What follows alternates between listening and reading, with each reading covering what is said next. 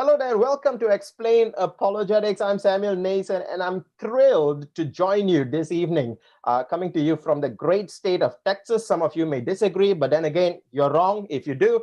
I'm joined today by Dr. Ted Cabal to discuss another controversy, nothing to do with Texas, but the controversy of the ages.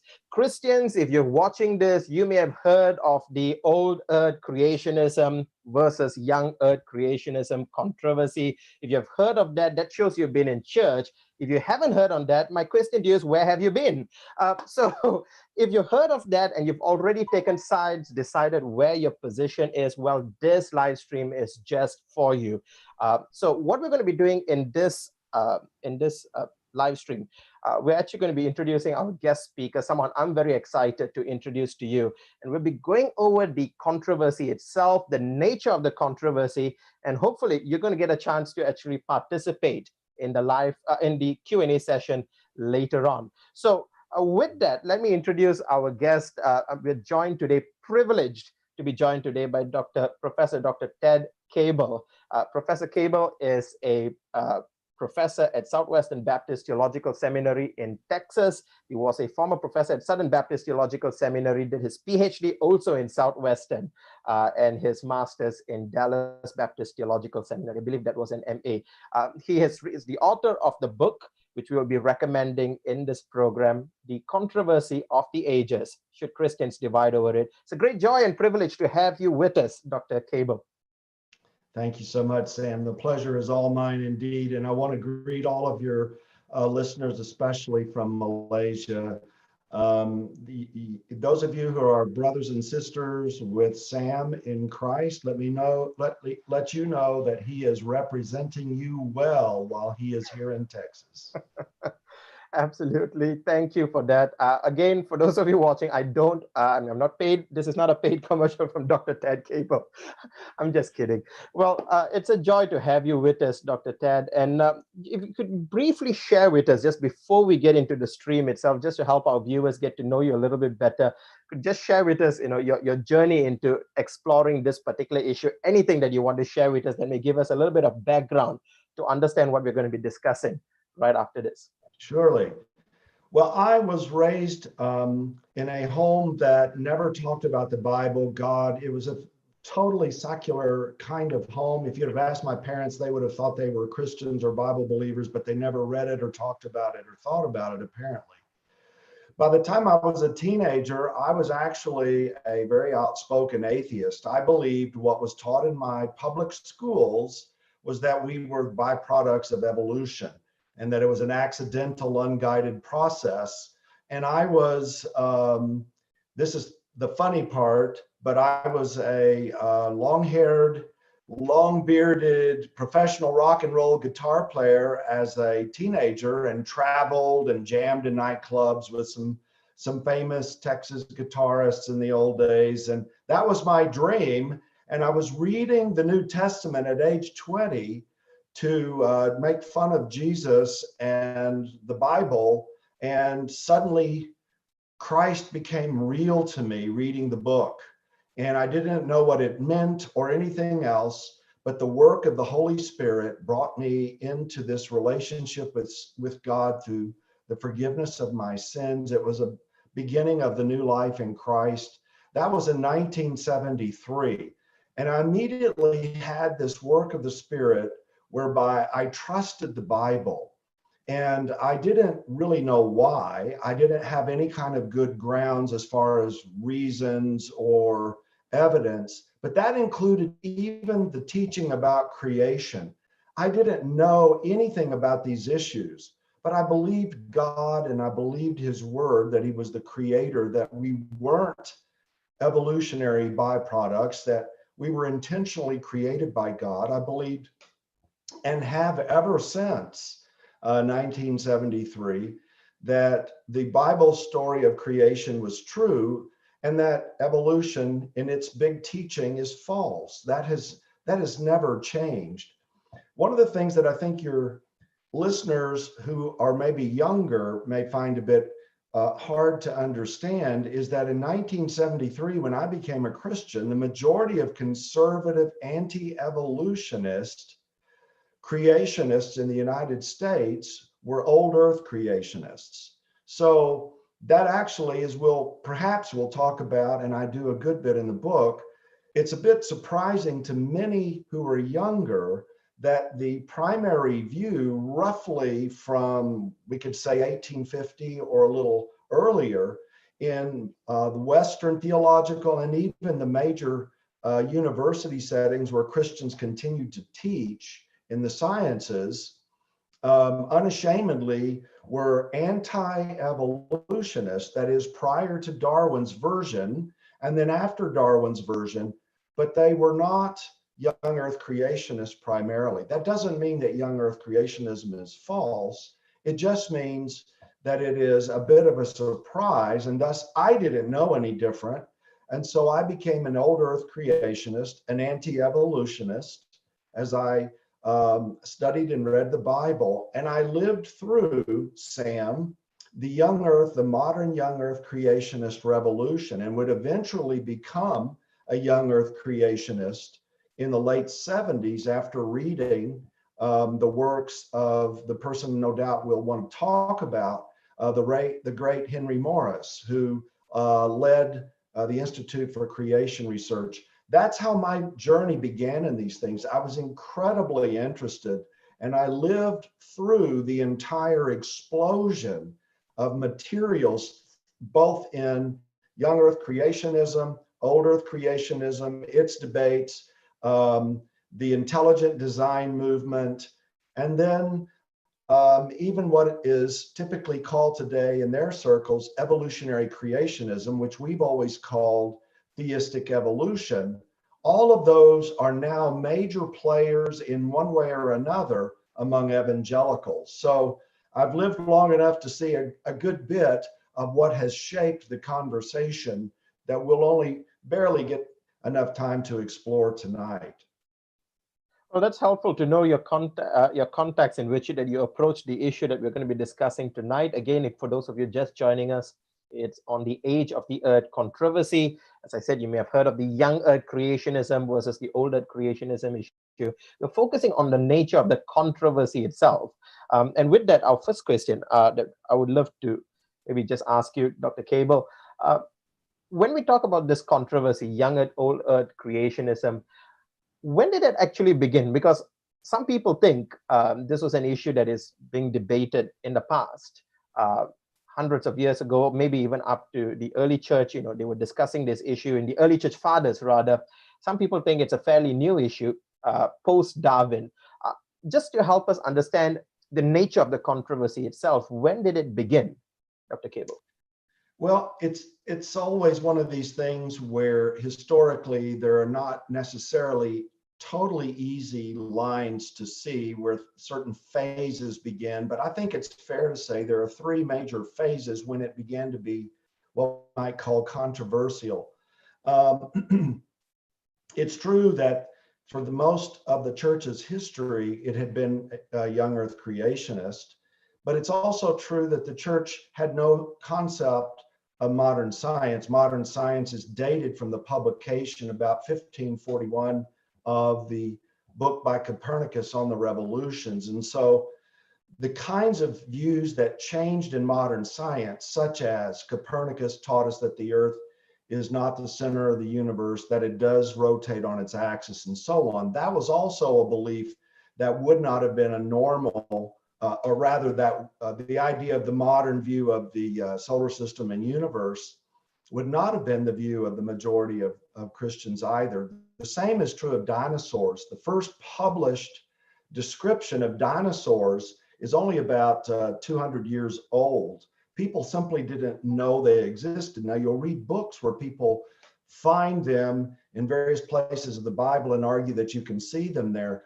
But if you trace the history of exegesis or the discussions of these things, nobody knew what a fossil was if they had seen a big bone or whatever. So three major phases for this controversy, Sam. One would largely be about 200 to 220 years ago, when modern geology first is sort of understood to have begun. And by then, there was a fairly significant, if not overwhelming majority of the scientists who, most of which in the Western universities continued to claim they were Christians, some of whom were some of the most famous, in fact, continued to argue that they were theologians as well as Bible believers. But they were old earth creationists for a variety of reasons I get into in the book. I won't do that here. So it was during that early phase, about a couple hundred years ago, that I would argue the first sort of controversy over the issue really pushed to the fore. And there was a group called the scriptural geologists. They argued some of the things that you'll even hear today. For the first time, people were very aware of what we can call the fossil column, that there are strata, layers underneath the surface of the earth, where there were these incredibly interesting discoveries of animals and plants. And it came eventually over a couple of hundred years of investigation to be understood that they were really things that had lived a long time ago, apparently, because there were nothing like them in the current world. There was things that were not just large, but strange and extinct and so on. And so they would have debates about how could they have been on the ark and so on. So the scriptural geologists were so called because even though they were a distinct minority, they said, no, we need to stay with the Bible, and we think the Bible doesn't allow for this kind of ancient view. But they were a minority, and virtually within several decades, their influence, which was minor to begin with, was finished. About 100 years ago, there's a subplot in the second phase, I might put it that way. Seventh-day Adventists became the major players in bringing about a revival of what we might call young earth creationism or flood geology. The main name here, I go into detail in the book, was a man named George Macready Price. Price believed the visions of Ellen G. White, the prophetess of the Adventists, who had argued not just that Darwinism, by the latter part of the 1800s, that not just Darwinism was evil and anti-Christian, but so also was old earth interpretations of the Bible, because they did not, in her view, and according to her vision, support the notion of a literal 24-hour, 6-day, consecutive day creation week, which would buttress or support the notion that Christians should celebrate the Sabbath on Saturday, which is this distinctive doctrine. So many of those ideas we may talk about later would then be picked up when clearly the majority of historians believe the modern young earth creationist movement, without any doubt, the largest, most influential phase of any of it, began under the leadership of the late great, and I mean truly great, he was a hero of mine. I supported his ministry for years in the Institute for Creation Research, and that is Henry Morris. And he believed that the teachings of George Macready Price, the Adventist, were in fact true and were better than the old earth creationists that he had studied. And he followed those views, and many of them got into his groundbreaking work, The Genesis Flood, in 1961, which you could think of in terms as kind of the watermark that begins this new movement. And I'll just stop here and say this, Sam, without any question, that movement that I lived long enough to watch it grow has reached a level of success that stunned even Henry Morris. And I cite his work in the book where he argues back in the 1980s already that he was amazed at how the polling data among Americans was that 40% had become, in some version or otherwise, young earth creationists, when Christian before that had been old earth creationists. If you look at polling data, whether they're the Gallup or any of the other major Pew, you look at these pollings over these last several decades, there are more young earth creationists today in the United States who believe the earth is young in its creation, and yet far less than that number among Americans who are orthodox in their views about Jesus or salvation. And so my whole point in all that is nothing more than to say there's been a dramatic decline in the influence of old earth creationism, which has always been and remains in its major players to this day, anti-evolutionary, but still creationist. That has dramatically dropped in the numbers and support, whereas young earth creationism has extended far beyond the walls of the church, even into the general public of the United States.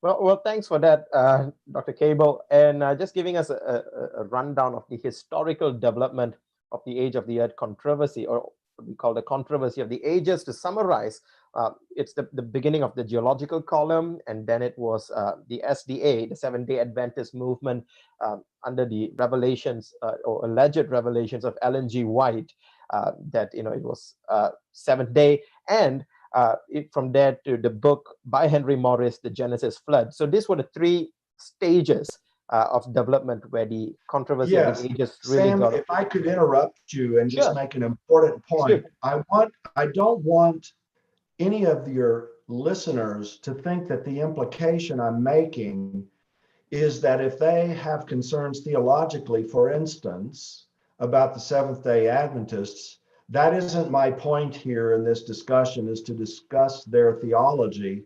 But even more importantly, my point is not that just because Henry Morris, and I document extensively his belief and his reading all of McCready Price's books and his genuine veneration of him, implies that we should think of modern young earth creationism as somehow tainted and shouldn't, that it could not be true.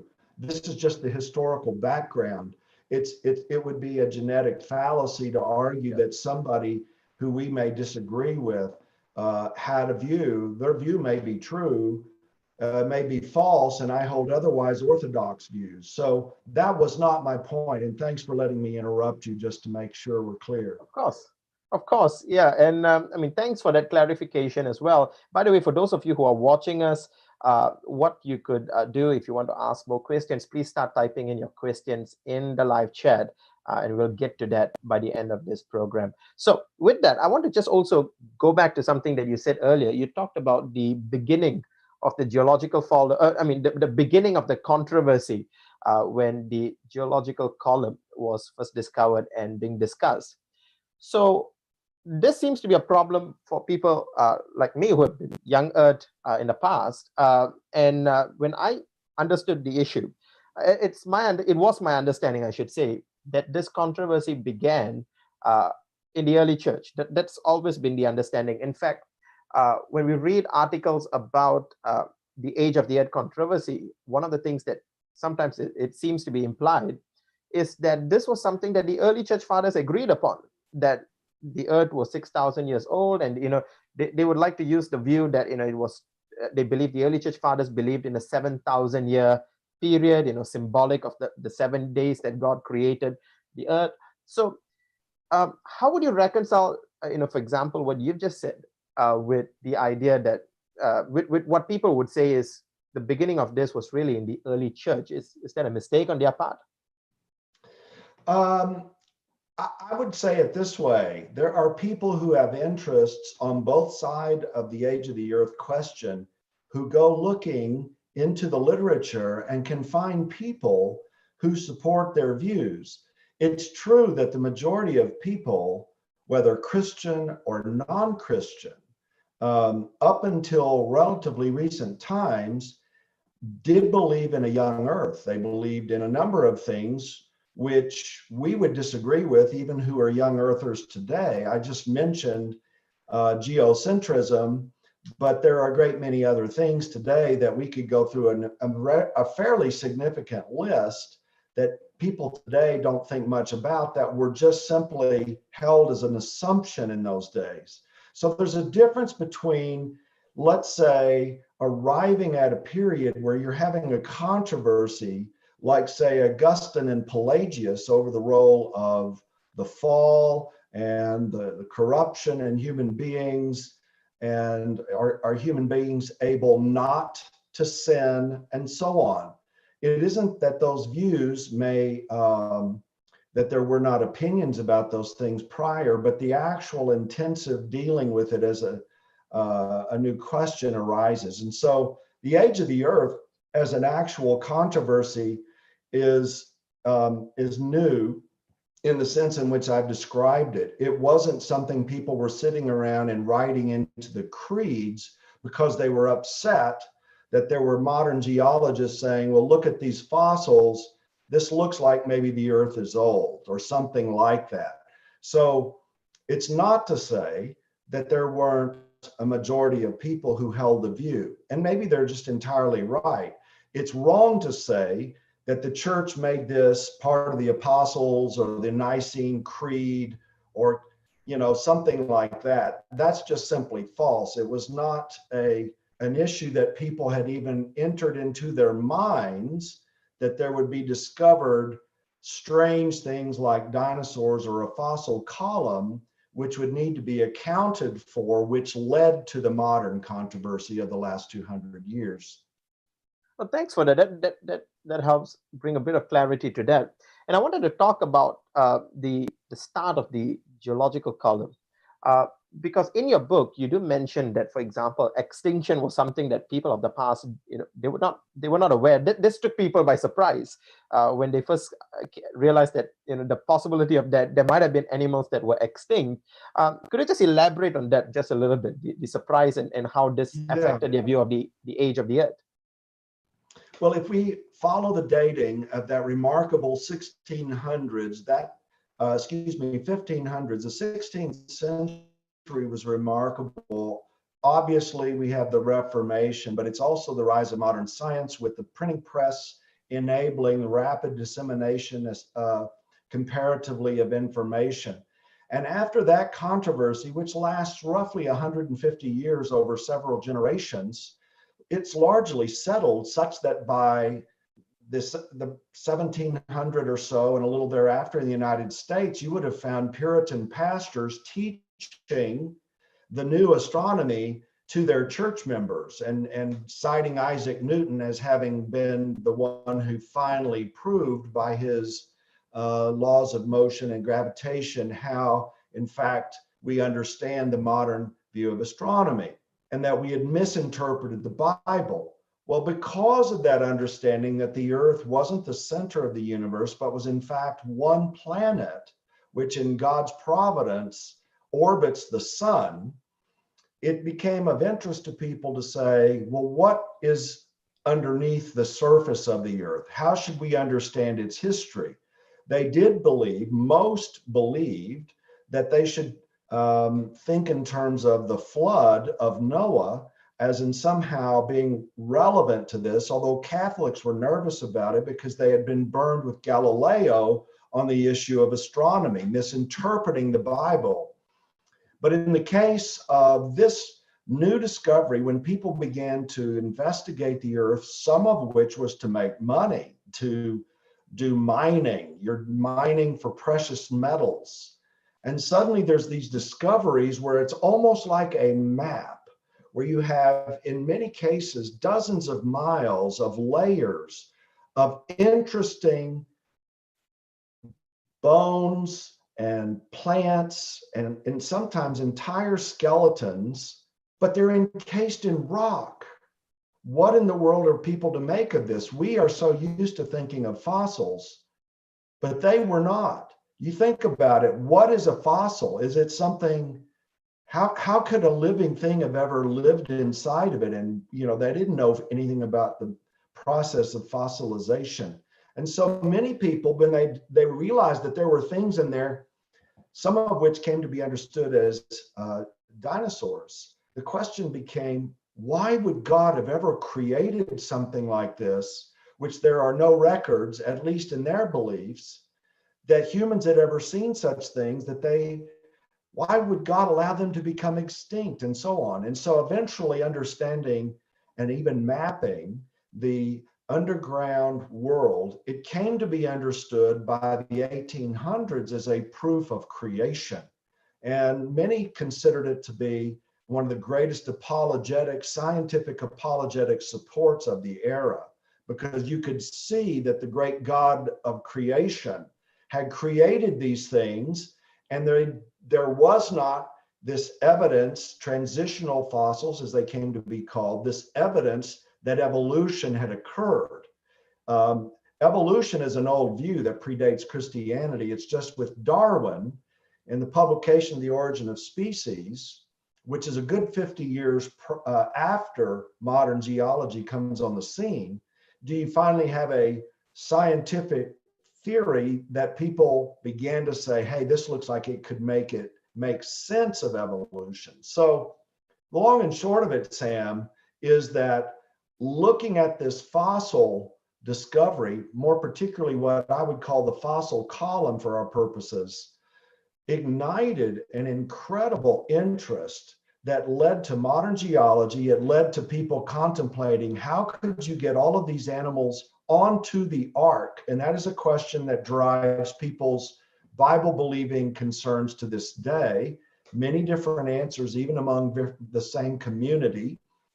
And that fossil column, I say today, after Darwin, it has come to be viewed as either a creation column, a result primarily of the creation, or a flood column, primarily the result of Noah's flood, or an evolution column, that it is the remnants or snapshots in time of species in change from the distant past.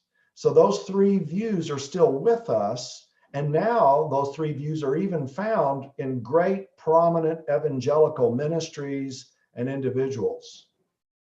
Oh, that's helpful. So just to go back a little bit, you did mention the new astronomy. And so for those of you wondering what was new about it, just to give a little bit of context, of course, you have Newton and Galileo saying that the Earth is no longer the center of the universe, that the Earth is actually, of course, you had the heliocentric theory as well, that it was the sun that is the center of the universe, the Earth is just revolving around the sun. And this, of course, starts what you describe, Dr. Cabal, as the first major controversy between faith and science, if you could put it that way, between the church and science. Now, of course, there have been books written on this saying that, the war thesis, that they ought to be a war, even if they're not already. But this was the start of the issue between church, Christianity, the scripture, and actually, I shouldn't say the scripture, rather Christianity and science. But when this issue came, when you discussed this issue in the book, you propose a very interesting theory called the conservatism principle. This is in your book. And could you just elaborate on that, especially when we talk about, in light of the age of the earth controversy as well, some people think it's an issue between science and faith, science and Christianity. What is the conservatism principle, and how would it help us in terms of navigating around controversies with regards to the science and our interpretation of scripture? Well, you make a very important point. You alluded to the warfare thesis. It's got a number of different names. Technically, the Draper-White thesis is one that's been around right beginning about the time Darwin's influence was taking hold in the Western world. And the argument beginning in the late 1800s in these two different authors, Draper and White, their two books essentially argue that Christianity has always been in the way of and fighting against the advance of modern science. Now, historians of science today will tell you that is a myth. It's just simply not true. In fact, I document in the book that if we think about it, Christians have more often been at war with one another through the centuries and up to this day, battling over theology than they have with science. And the same is true with science. And there are a great many books in the history of science and even philosophy of science and debates about how science advances when there are controversies. So I like to describe it this way. In the history of Christianity, in its major controversies with science, and I like to describe this both as theological theories versus scientific theories. And I'm using the word theory here, not in the technical way we do in the philosophy of science. What I mean by that is, in the sense of biblical interpretation, when we look at the Bible and interpret it, we realize different groups have different interpretations. And we don't believe that's acceptable. We believe God's word's inspired, and it may not be easy in every case, but we don't believe that it's malleable and can be made to say whatever we want. We believe there is a correct interpretation, so we can call these interpretations loosely theories. The same is true with science, and the history of science is replete with theories, just in geology, or we could say the same with astronomy and the like, about how to understand something, and it makes advances as it comes to understand and correct earlier theories. That doesn't mean science never gets it right. So in the case of when the church has had an actual major controversy with a scientific theory which seems to run counter to a biblical theory or theological theory, there have only been two. There are a lot of little squabbles and skirmishes, but there's only been two major ones. And the first we've already mentioned, the Copernican controversy, which took about 150 years, several generations.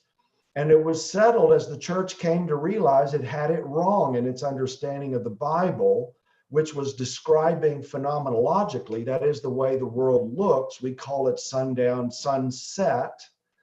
And that this is in fact not in contradiction with the way the world is in science. The other major science theology clash is still with us. It hasn't been settled, and that is the Darwinian.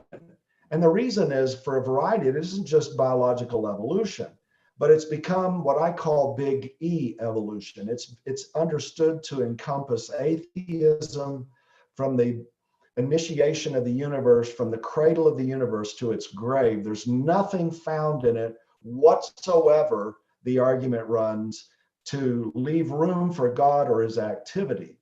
And so obviously that some version of that controversy remains. And so there's only been two of these major ones. Now, you mentioned what I call conservatism principle in the book. The conservatism principle is described in financial circles or accounting circles is what you do when you present your financial documents for inspection. You don't want to pretend that you have more assets or income than you really do, because it'll come back to haunt you someday, and it'll prove that you lied or misrepresented. So you conserve on the side of, if anything, you're going to err on showing your liabilities. You're cautious in the way you understand your standing.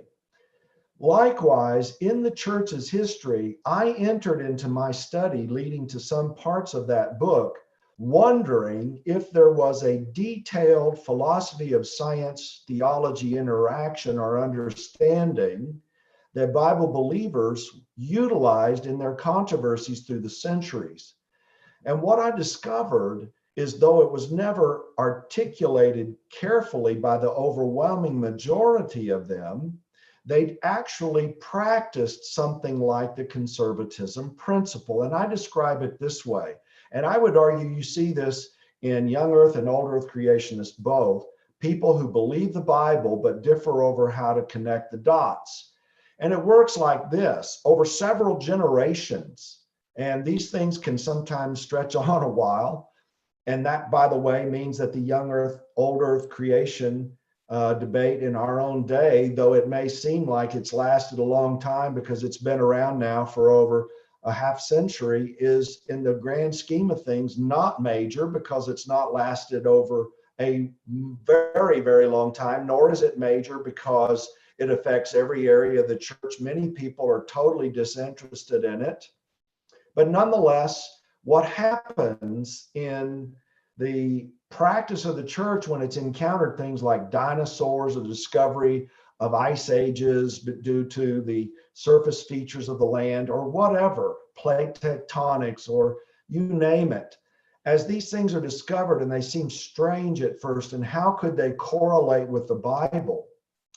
There's an initial kind of reaction where people say the two theories are incommensurate. And I use marriage language. I say the two shall never marry. Theologians are playing it safe.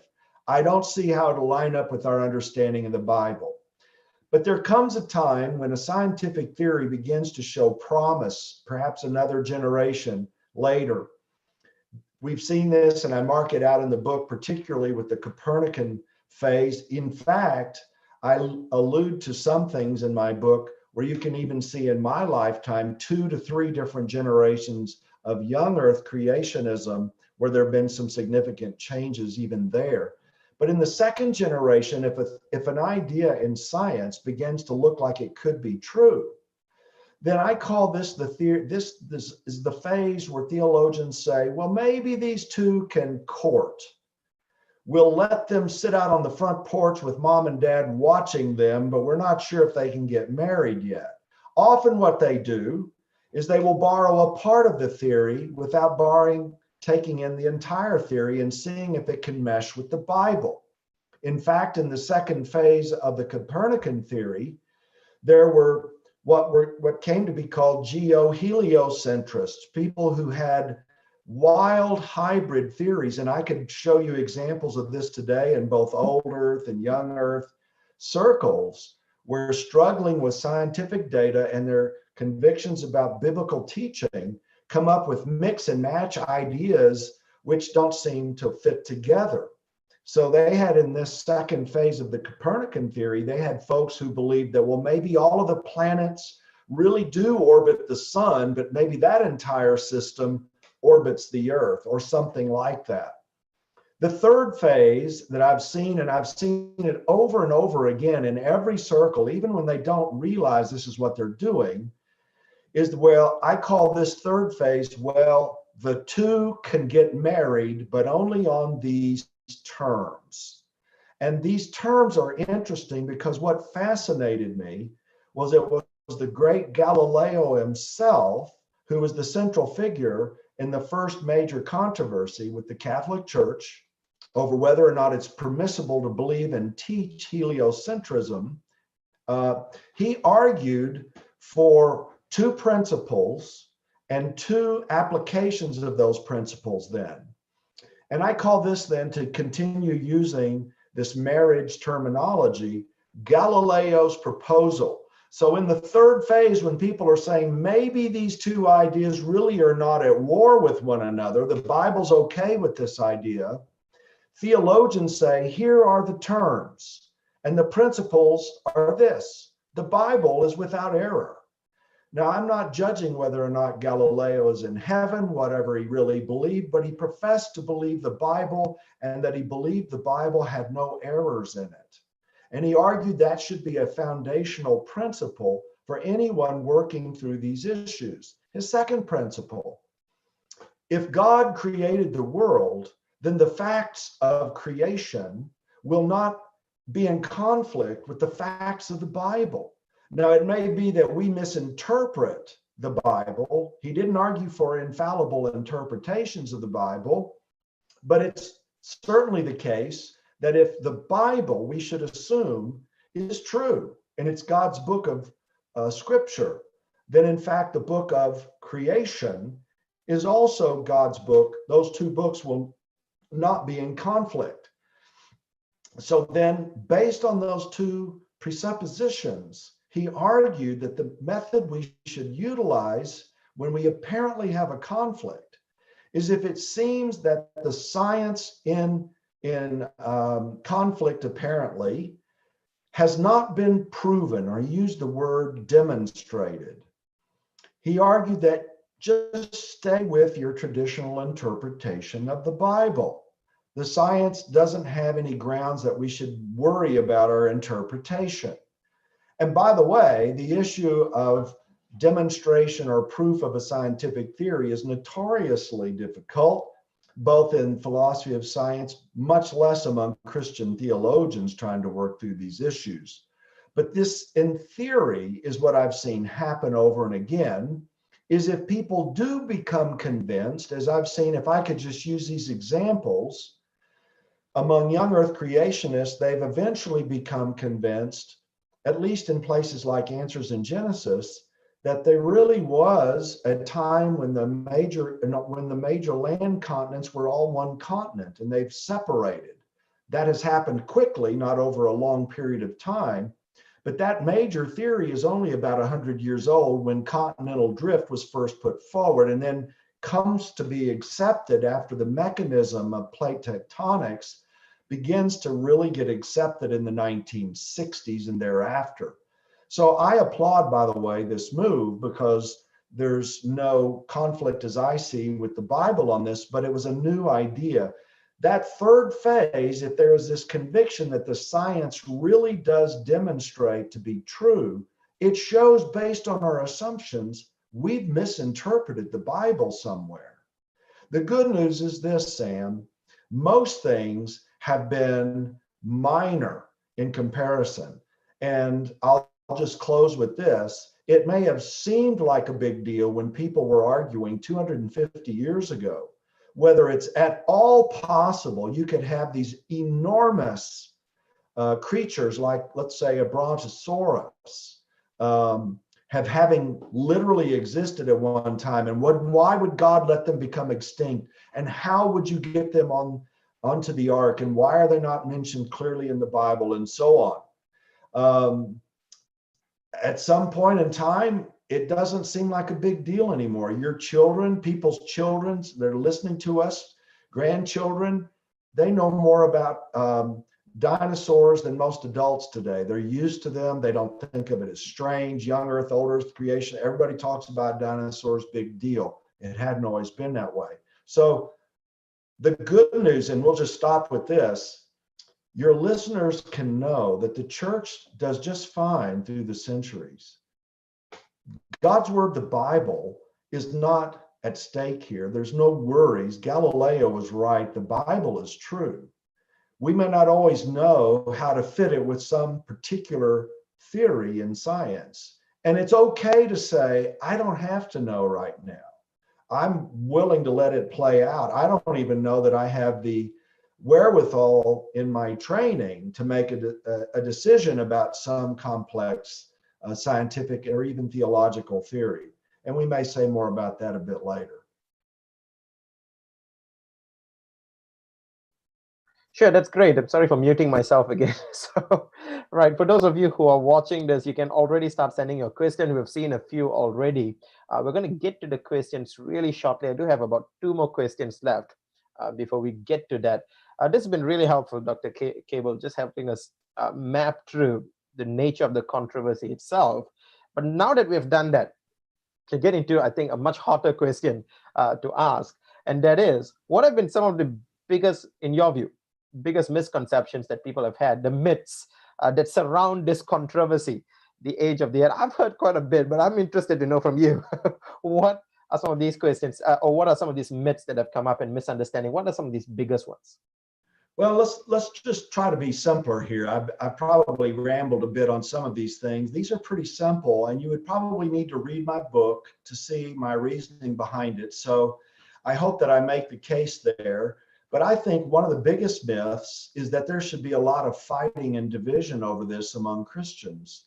For instance, you'll sometimes hear old earth creationists be called evolutionists or compromisers, or that they don't believe the Bible and so on, by young earth creationists. Sometimes you'll hear old earth creationists refer to young earth creationists as if they are ruining apologetics. The fact of the matter is, one of the myths that's often propagated by various big names that work in these fields is that they're just terribly far apart. And that the truth be known, it may seem like a big deal according to the way we've been raised and we've read and we've heard the two sides, but they're incredibly close. And if you get to know the players and their views theologically, they're extremely close doctrinally, even in creation. For instance, they both believe in creation out of nothing.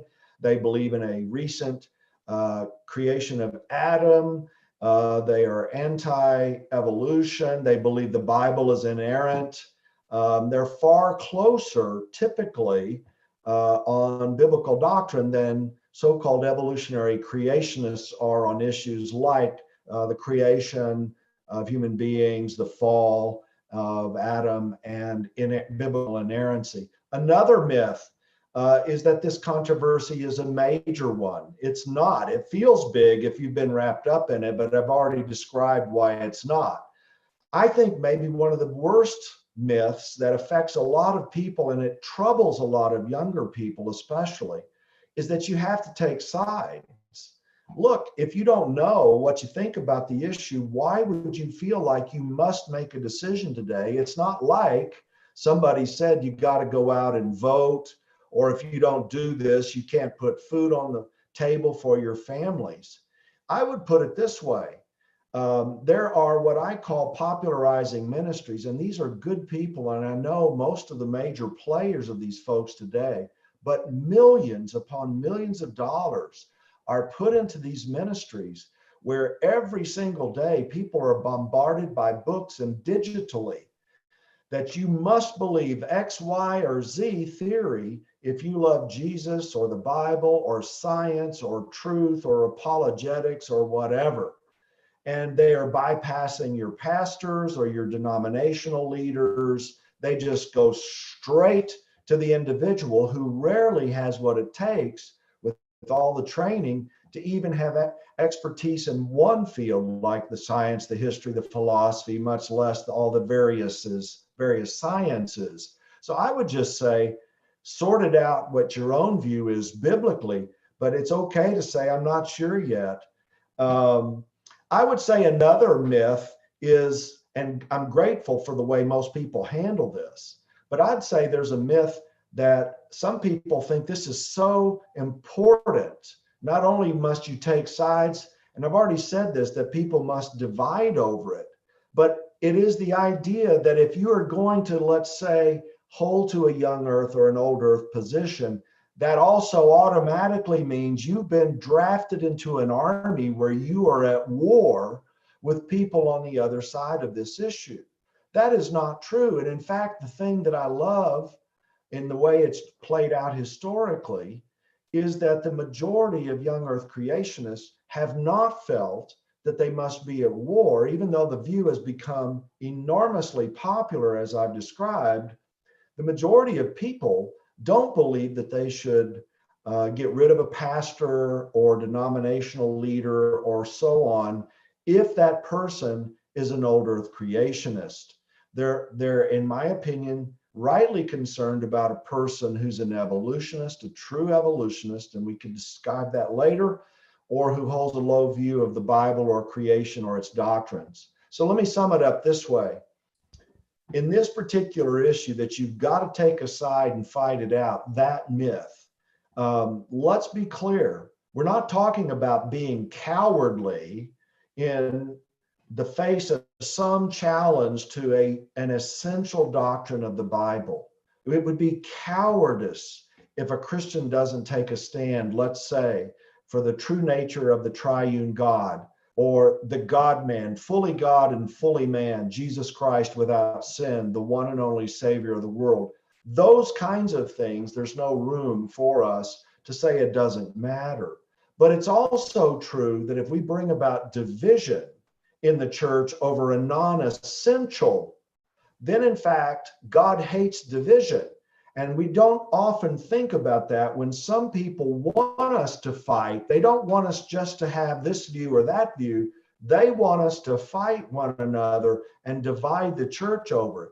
I think most people listening to us today, Sam, who are Christians, understand that certain things should not be divisive. Let's use, for example, the King James only issue. Now, maybe your readers or your listeners are not even familiar with it, but in the Oh, United yeah, States, we've had big okay, debates on that on this channel. okay, well, it's a big deal here. I have students of mine who become pastors in various places, and occasionally they'll run into this controversy where people are told that you've got a Bible that's satanic, and you can't get to the truth of the Word of God by using that Bible. And or let's use another one, far bigger than the age of the earth, which was only beginning when I became a Christian in the early 1970s, was the debate about the timing of the rapture. And there are still some Christians who think that this is a critical doctrine and are willing to fight about it, but it's a minority view among conservative Christians today. At one time, people were willing to say, if you don't believe in a certain timing of the second coming of Jesus to take his people, then you've denied the second coming altogether. And most people today are like, really? That's strange. Even if, let's say, they believe in a pre-trib rapture. So these are the kinds of examples. And I would even say it this way, Sam, it's incredibly important that you sort out when an issue is really, really worth dividing for, taking a stand for, dying for. Are you willing to die for belief in Christ and his salvation, for instance? Christians have always been there and give their lives every day for this. And your listeners will understand this far better than my context. But there is no reason for us, if we've not had a chance to work these issues out, to let people bombard us and make us feel like terribly complex issues. I've got to settle it today, how to interpret the fossil column, or how they got all the animals, land animals on the ark, or what part of the geologic column was due to the flood, or what was from the creation. Whatever your convictions are about the Bible, hold them dear to your heart, but don't feel bullied into having to make a decision you're not ready to make. And it's even okay if it comes about you go to heaven one day and you don't have every question answered. I like to say none of us are ever guilty of pretending to be omniscient. Only one really is. So let's not worry about not being omniscient. Well, thanks for that, Dr. Cabal. And what you shared at the end was really the final chapter of the book. But before, maybe a couple of chapters before that final chapter, it was a really interesting chapter where you actually discuss Muller's triage, where you talk about, for example, some things that are on category 1, definitional. If you don't accept these things, you're not even Christian to begin with. And then, I mean, those things would include, like you said, the doctrine of the Trinity, the deity of Christ. But then you have level 2 issues, issues that, if you disagree on, you can't really, you're Christian, but you can't work together in the same ministry. And then, of course, the level 3 issues, that you can disagree on and still work together. It's my understanding that you would place the age of the earth controversy in the 3rd level. Is that right, Dr. Cabal? Yes, I would. I would argue that Christians should be allowed to be in the same churches or ministries together and not think twice if they have a debate about this. They should seek to convince one another, do their own study. I would argue, however, and I make this point in the book, that if you are convinced that you should divide your church over the issue, one way or the other, if you're convinced that you should tell people, we can't allow a person in our church to teach or believe X or Y on this issue, and you become divisive, now, in fact, you have become a problem in that local church. Think of it this way. If you have a church, and I'll use an absurd example, but it's one I literally saw in one of my pastorates. When I made a comment early in my pastorate there, and I don't recommend preachers come up with their illustrations extemporaneously, which I did that time, I said, in preaching through 1 Corinthians 2, where people were dividing over nothing of value, I said, I could imagine a church dividing over the color of the carpet when it's time to change it. And how silly would that be?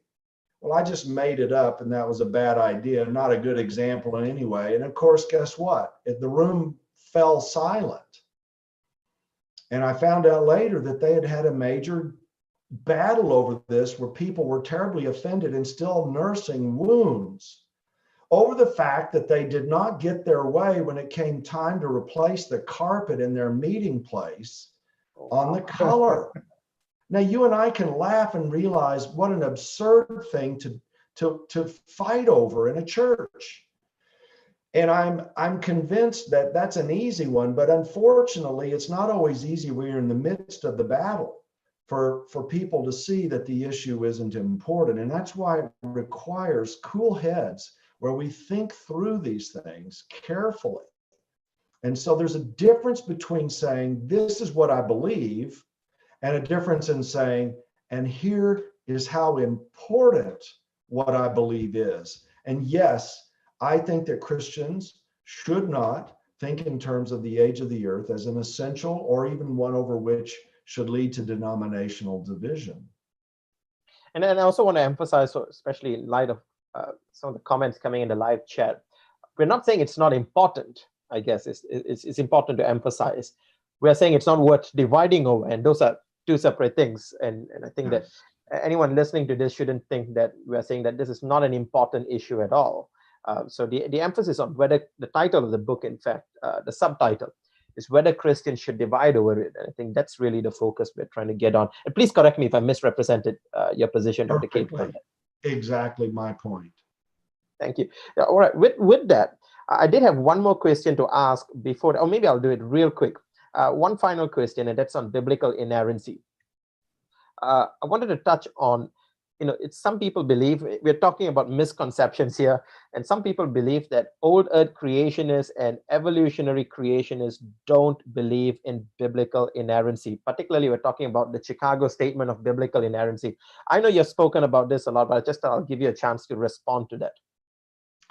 Well, it's always difficult to describe the beliefs of an entire group of people. For instance, I only allude to it in my book, but every group has dissenters within that group who will sometimes have such differences of opinion with others within their own group that it looks like they might as well not be in the same group. So for instance, there are young earth and old earth creationists who can have bitter battles among themselves.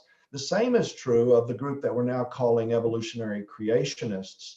And so if we think in terms of instead the major ministries, or what I call popularizing ministries, the ones who have the most money, and I don't mean this in a pejorative sense, I just mean they have the most influence. People are most attracted to them and donate their money and buy their books and frequent their web pages and go to their conferences and have them lead their churches and come to their churches and so on. There are three major clear winning ministries today, and I describe their financial statements not to make fun or embarrass, but simply to show that there are tens of millions of dollars involved here every single year.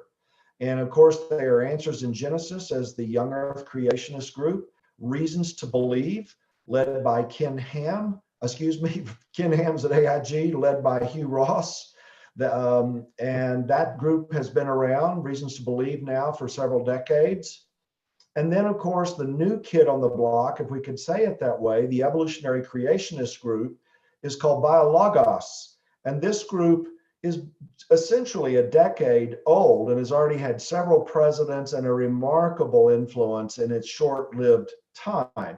Now, your question has to do with their views of inspiration, more particularly biblical inerrancy as defined in the Chicago Statement. May I say, the Chicago Statement has been considered by its enemies even, the people who think it's silly or harmful even, you'll hear people say that.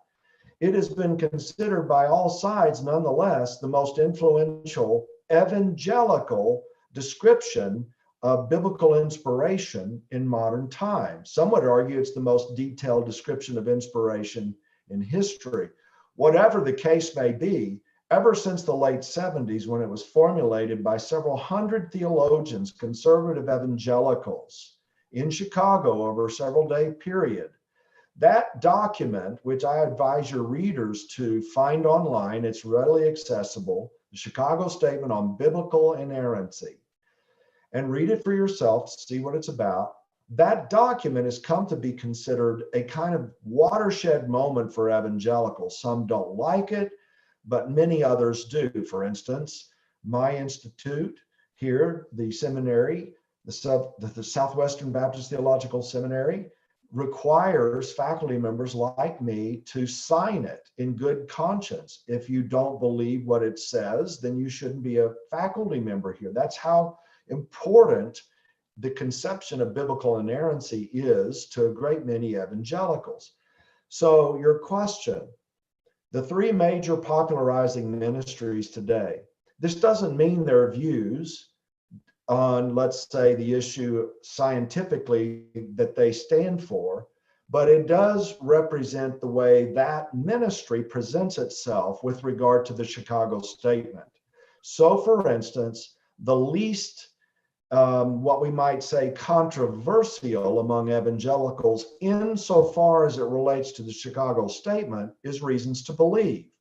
They simply claim they believe that the Chicago Statement is what they believe, and every member of their staff, to be part of reasons to believe, must sign it and must believe it. And that's where they leave it.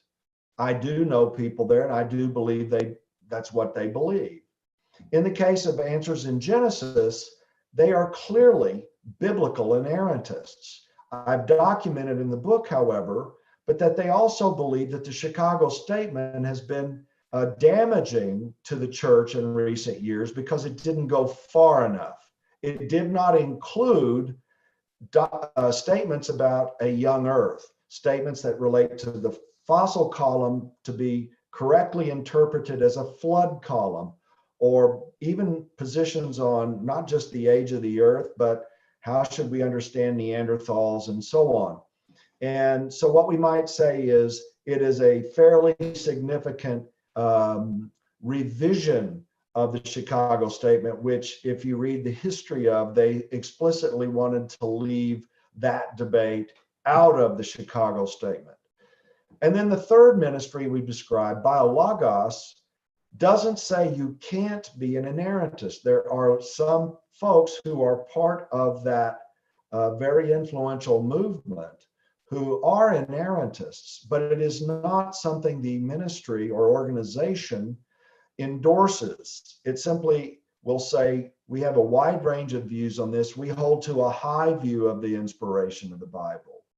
I document in my book one of the biggest problems I've had, however, with my friends at Biologos, aside from their views on evolution, is not only that they are willing to entertain, due to their embrace of evolution in every aspect of it as being true the way it's taught today, they are forced to reformulate the major doctrines of not just the creation of Adam and Eve, but also the fall and a major understanding of its relation on the human race. But on inerrancy, they've actually had some pieces that are published on their webpage that are quite controversial because they attack inerrancy.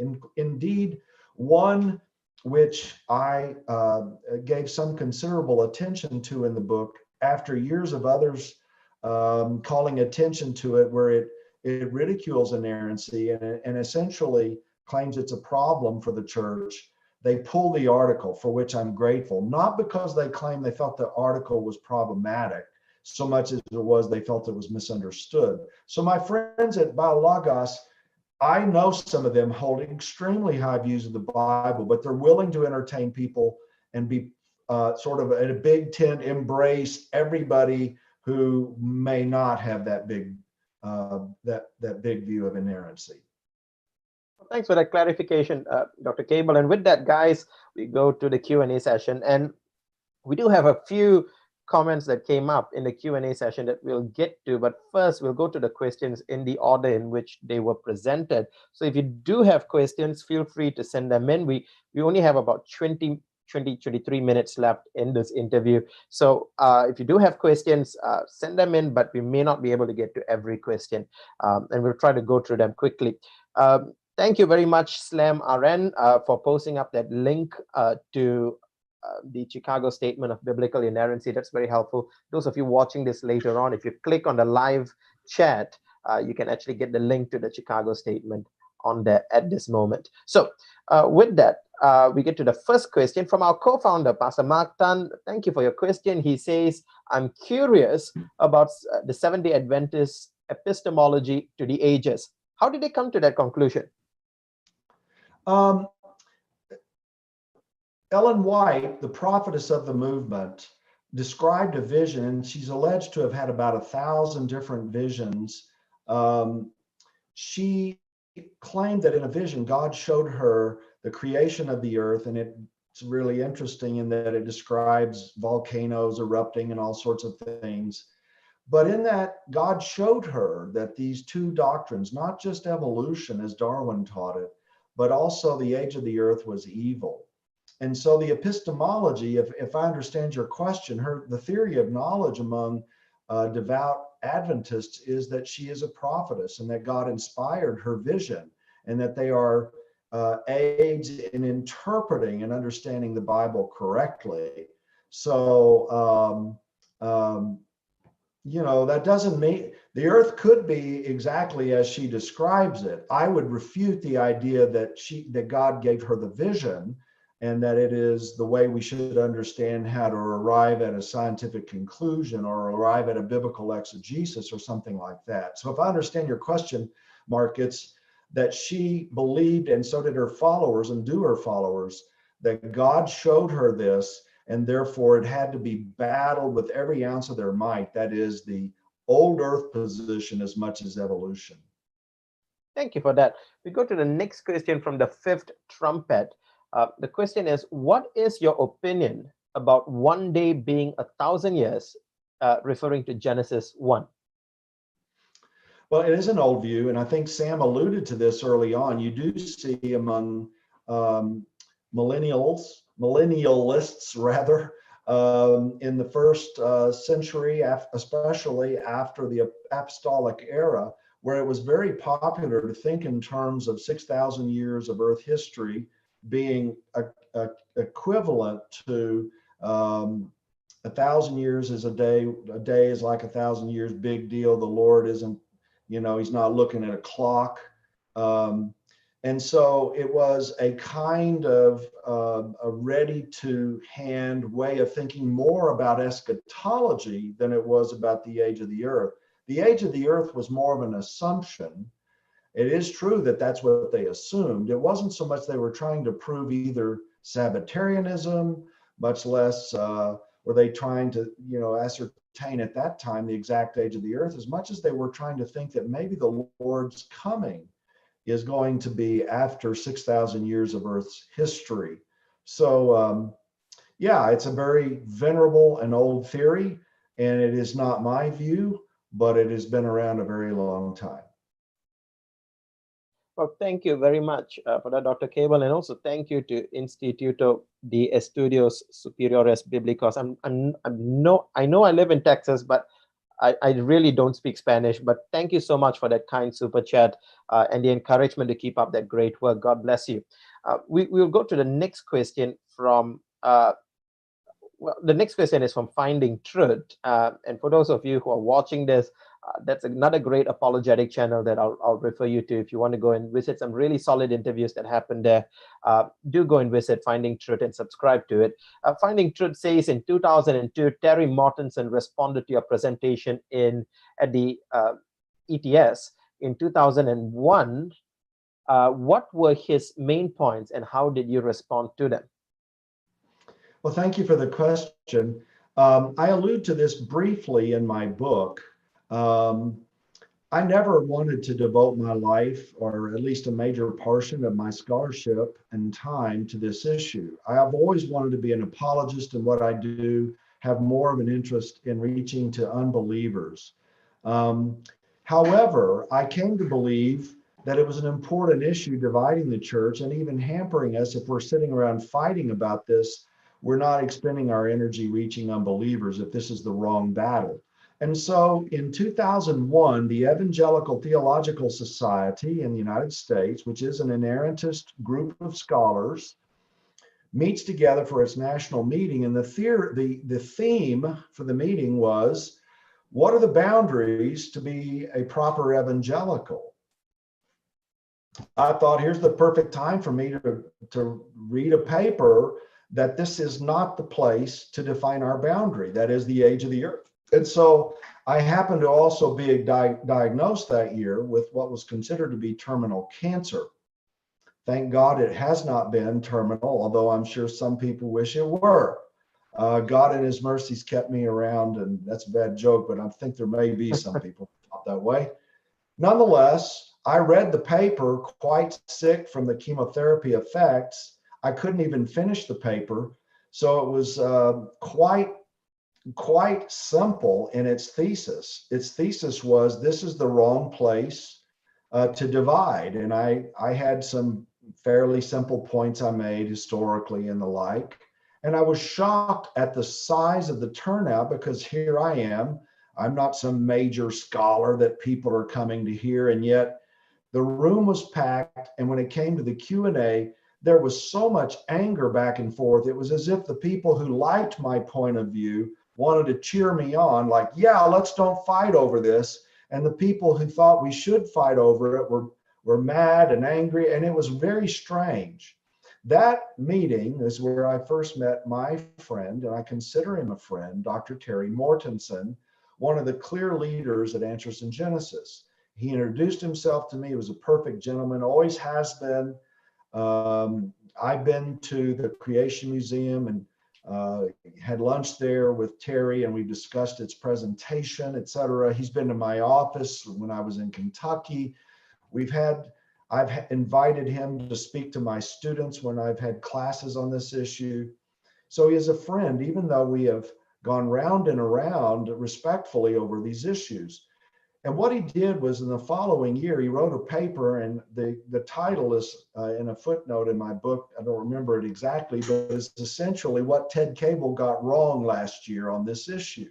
And what I found interesting about it was he never came out in his paper. You're asking me, what were his main points? He never comes out and disputes my main point, which I don't find the leadership at Answers in Genesis specifically ever saying, what is my main point? We should not divide over this. So why would he say I got it wrong? Well, in effect, what he did was argued his main points, and this is detailed in one of my main chapters, which is entitled, Are Young Earth Creationists Evolutionary Themselves? And why do I say that? Because his point that year was to say old Earth creationists are evolutionists, at least 2/3 evolutionists, which I won't go into the metric here. You can read the chapter, but I found it unbelievable. That was his main point. And I guess you asked the question, how did I respond to what he wrote that year? Well, I was there, even though I didn't feel quite very good. And in the Q&A, I asked him some questions like, Dr. Mortens, how do you know the motives of people who are old Earth creationists, and you claim that they're just trying to please men or scientists or whatever? And I guess you could say the ultimate response I gave was that it lit a fire under me, because I resented being termed an evolutionist, when my entire Christian life, I've been an anti-evolutionist. I don't want to be a mean-spirited one. I may be wrong about it, but I'm clearly not an evolutionist.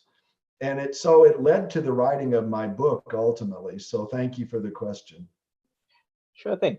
The next question comes from Brother Robert. So now I know who you are. I remember you, of course. We did have a chat. He asked, how is proper hermeneutics a non-essential, and says more precisely, proper hermeneutics about whether Adam really was a historical person, when Paul makes it a reason for the incarnation of Jesus. He goes on to say, I'm absolutely ready to die for whether Adam was a really historical person. If we sacrifice that, we have no basis for the historicity of Jesus. That's his Yeah. point.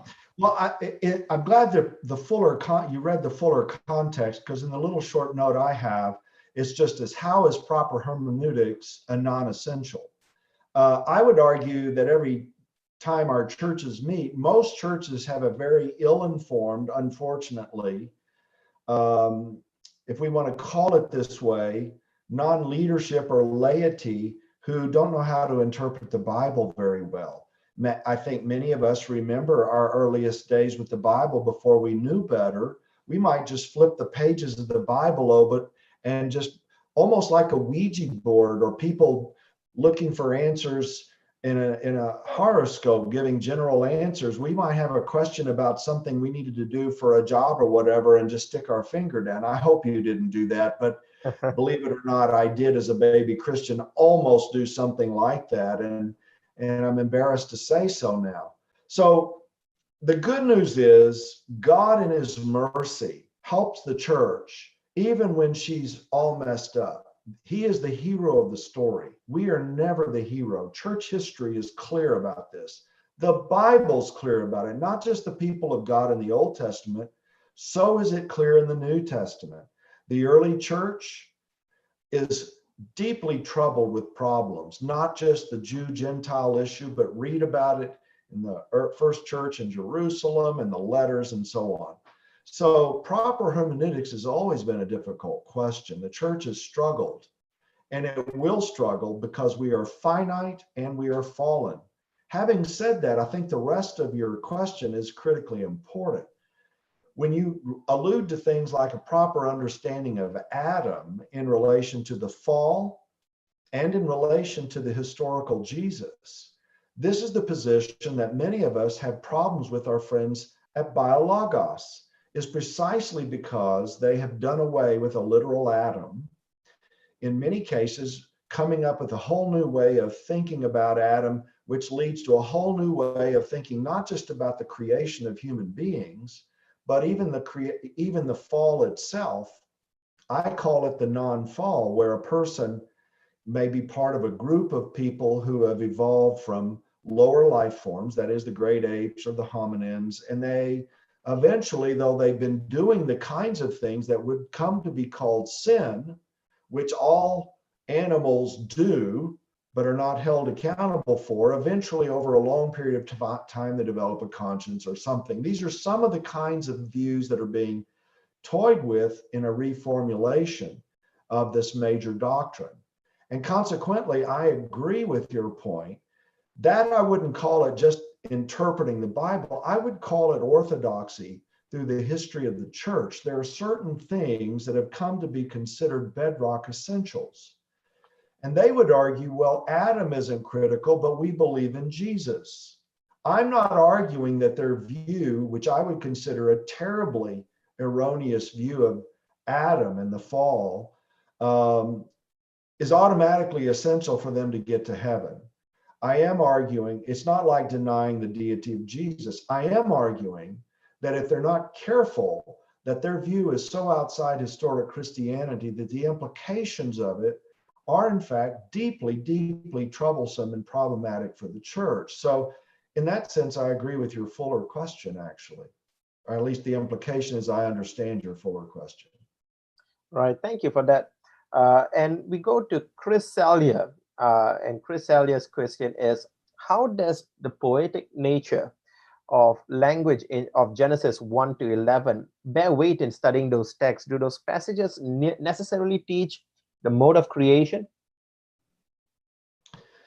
Well, let's put it this way. There are all kinds of trigger words that people get upset about if you use the word metaphorical language, figurative language, non-literal or poetic language. Many people are very upset, as you would allude to the first 11 chapters of Genesis in this way. I, by the way, do believe they are historical, but I don't think anybody who reads the Hebrew would deny there are all sorts of amazing ways that the Hebrew poetically, and it doesn't use rhyme, but the way it puts words together and orders of making a point and then it reverses the order. Their technical terminology for these things. But nonetheless, I think your main point, I would go after it this way. A person who claims that reading, let's just use the creation chapters 1 and 2, are quite simple if you don't try to disavow them and make them fit modern science or something like that. I don't think that's true. I think there are plenty of difficulties for everybody, no matter what your position is. And it isn't because the Bible is wrong, it's because God is wanting to get a message across to us that's not necessarily what we're wanting it to answer. To put it differently, I don't think the original readers of Genesis 1 and 2 were asking the same questions that we're asking today. They weren't interested on should I donate to AIG, RTB, or Biologos. They were asking something like, is Yahweh the true God of all, the supreme God? And is the world as it's created really good, or how is it so that we've become the way we are, messed up in this way? Think about it. The Bible devotes 2 chapters to the creation initially and then goes straight to the fall. I would put it to you this way. Just even the last 200 years, you can find among, let's use old earth creationists, even though they've been anti-evolutionists, they've had a number of differing theories. Famously, as I outline in my book, 100 years ago, there was a debate between what would be the equivalent of, say, a Hugh Ross or something at the time, hardly nearly as sophisticated as Hugh Ross, but there were sort of a scientific apologist in the day, and he debated the leader of the Fundamentalist Association in the United States in his mega church. They were both old earth creationists. One was a gap theorist and one was a day age theorist. And it was a friendly debate, but they found support for both of those views. The same is true in young earth creationist circles. So for example, imagine this. 200 years ago, I alluded to the scriptural geologists. It was a popular view among them because they knew that if they were going to argue for a young earth, they had to make the case that dating by the genealogies takes us back to day 6 when the human Adam is created. And then to date the creation of the earth, you have to go back to day 1. And those then need to be 24-hour consecutive days, or else the dating won't work for the creation. And one of the problems that they discovered was the knowledge about the solar system then by 1800 was quite clear. A solar day is determined by what? The orbit is determined by the rotation of the earth on its axis in its orbit about the sun. And if that is to be, the Bible says the sun is not created until day 4, right? If you read Genesis, and yet we see the sun, we see light is created on day 1. And their argument was, many of them argued that the sun must have been created on day 1. And therefore you do have 24-hour days. It's just that the sun wasn't clear. Maybe there was like a foggy view if you were a person on earth, or it wasn't really, the heavens didn't clarify such that you could see the sun was the source of the light. I'm not here to argue whether that view is right or wrong. I can just point out all the rest of the evening on any side of this issue. Genesis 1 and 2's message, if you go for what's clear and beautiful that God's teaching there, you'll be fine. Imagine yourself someone living in the time of Christ, or even 1,000 years earlier in Israel. What does this text speak to me? You'll come away pretty enriched. If you go to it saying, what will this tell me about which part of the fossil column was created by the flood or creation or evolution or any of these sorts of things, you're going to be sorely disappointed. I could go on and on and on. There are lots and lots of ways that people on all sides of these issues have struggled. And I think it's because we sometimes are trying to make it, that is, God's word, tell us what it's not trying to necessarily tell us. I think it's trying to tell us a lot of important things which deal with some of our questions today. I've already alluded to that, like special creation of Adam and Eve and so on. But I don't think it's necessarily going to answer every scientific question we may have. I do apologize. I keep muting myself. Well, we did come to the one last final question for the evening before we wrap up. And that is, well, actually, since they're two related questions, I'll just lump them in together.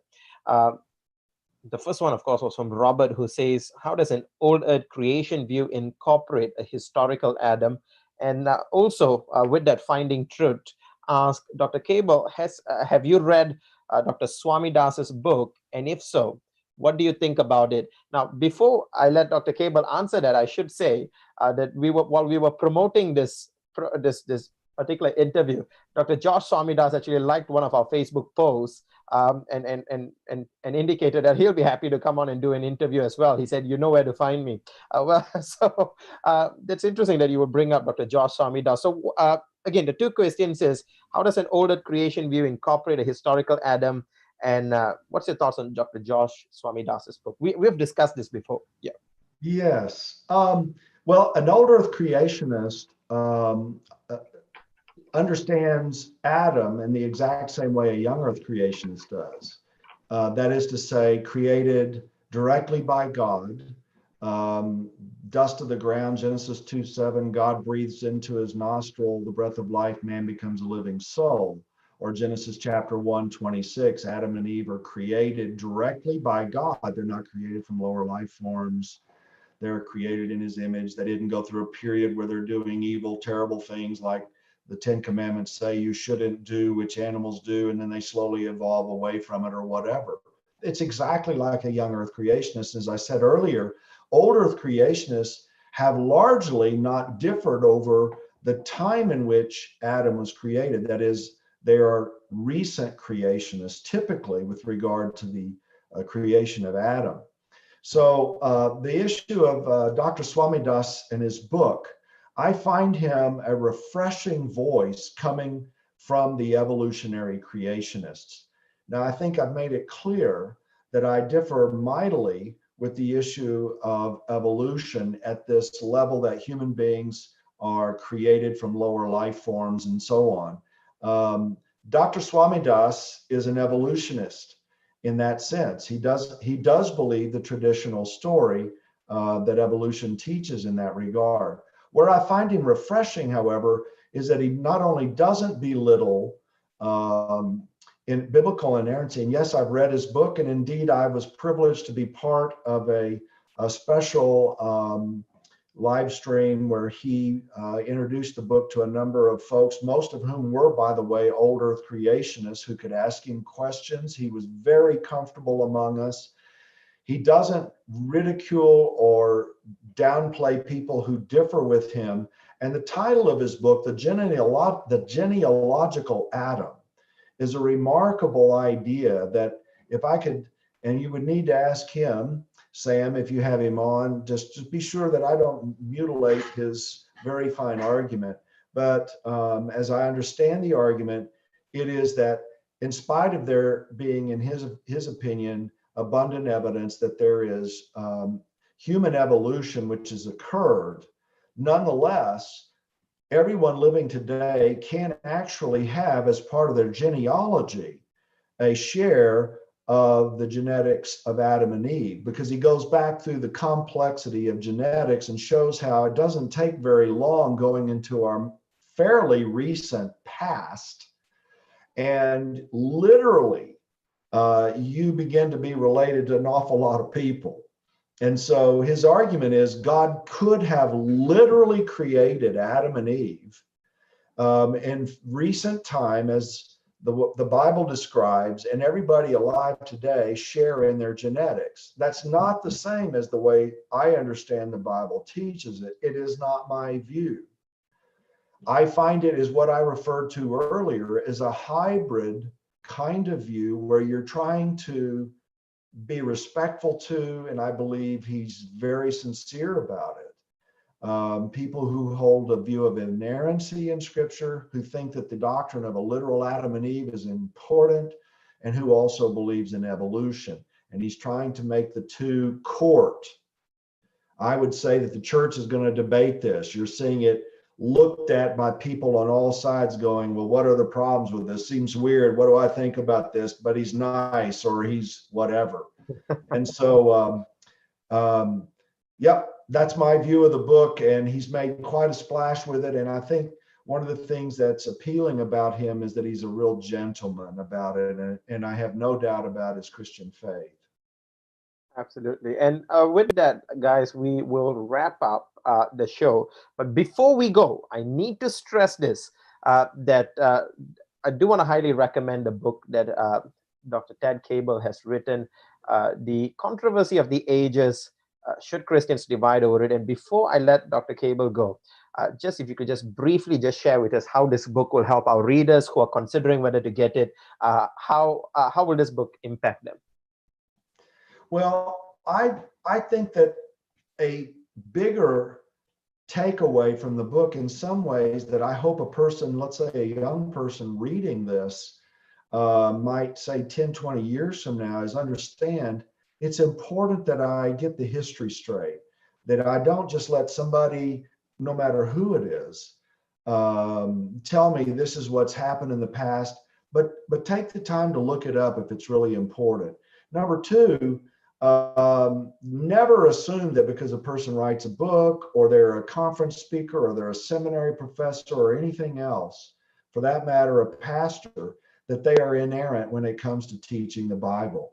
You should strategically examine, I should say critically examine rather, the ministries and the teachings that you hear when they're controversial. If there's enough argumentation going on, then you need to think critically and don't just pick and choose based on who sweats the least under the lights or is funniest or whatever.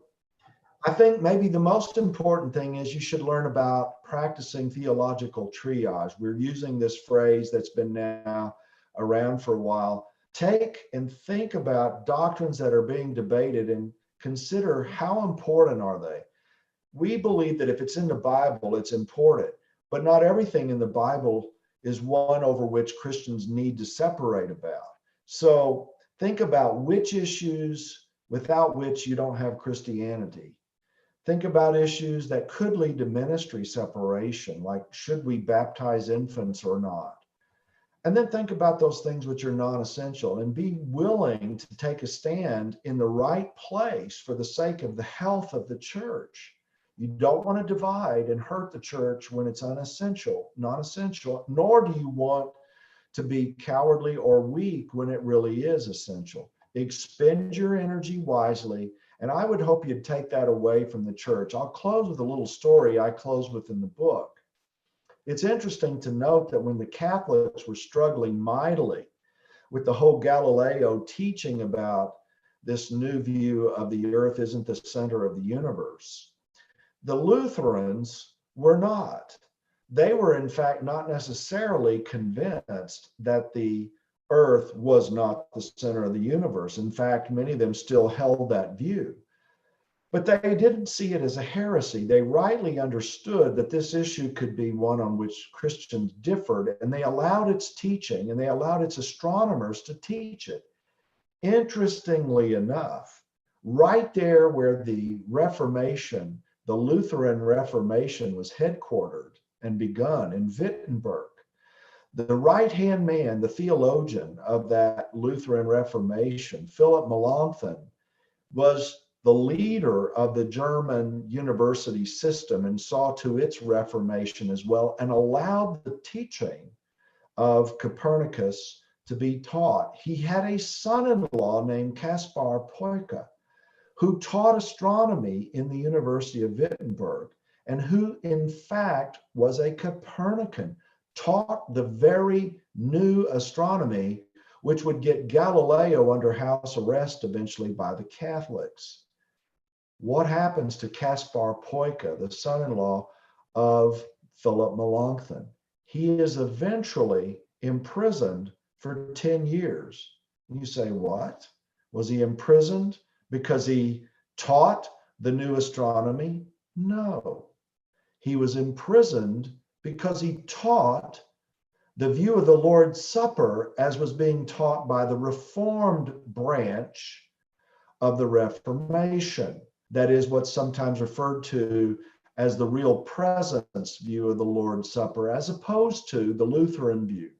Now, my point in telling you this little story historically is that I think most of your listeners, Sam, or viewers, would understand that I may have a very strong view about the Lord's Supper, but I would hardly think it right to imprison a brother in the Lord who differs with me over those issues. And I think hindsight, as we like to say, is 20/20. And we're not blessed either with omniscience or even hindsight if we don't live long enough. But one thing we can do is do our best to understand these issues carefully and not let all of the fighting and the confusion and the myriad of books coming around and demanding our allegiance to push us to accept a view we're not either clear about, don't need to lose our full confidence in the Bible. We can still believe it and hold to what's clear to us while setting aside our answers to these other things and sleeping quite well at night because Jesus is still Lord. And with that, I'll finish. Thank you so much for that, Dr. Ted Cabal. For those of you watching, we hope that you were blessed by this presentation. If you did, feel free to like this video and share it to others you think may benefit from this. If you haven't yet subscribed to Explain Apologetics, it's always a good idea to do so. You can hit the subscribe button right at the bottom of this video and hit the bell so that you'll be notified the next time we go live. I can tell you that on Monday night, we'll be posting an interview with Professor Dr. Mark Jensen, who was a former professor at Southwestern Baptist Theological Seminary. Dr. Jensen is an expert on biblical archaeology, particularly on Egyptian archaeology, and he'll be talking to us on the historicity of the book of Exodus. That will be coming up this Monday night, 8 p.m. Central, for those of us here in the US, and for those of you in Malaysia, that's Tuesday morning, 10 a.m. So be sure to check that out. And until next time, before I do go, the links to Dr. Ted Cabal's book will be in the description box if you're interested in checking that out. So again, good night for now. And on behalf of Dr. Ted Cabal and myself, Samuel, have a blessed evening. God bless. God bless.